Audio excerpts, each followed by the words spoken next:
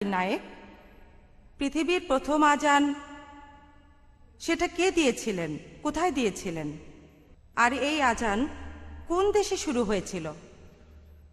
বোন, আপনি প্রশ্ন করলেন যে আজানের উৎপত্তি কিভাবে হয়েছে, কোন দেশে হয়েছে, আর সেটা কিভাবে শুরু হয়েছে।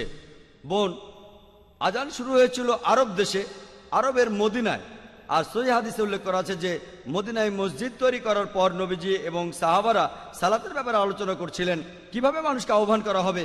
কেউ কেউ বলল ড্রাম বাজাও, কেউ বা বলল শাক বাজাও, এক একজন এক এক কথা বলল। হাদিস বলছে তখন একজন লোক, সেই লোক তার স্বপ্নের মধ্যে আজান শুনল। সে শুনল আজানের আওয়াজ, যেটা আমি আগে বলেছিলাম মানুষের কণ্ঠে। খবরটা তখন নবীজির কাছে পৌঁছে গেল, আর নবীজি বললেন সে যে কথাগুলো শুনেছে সেগুলো শুনতে খুবই ভালো লাগছে।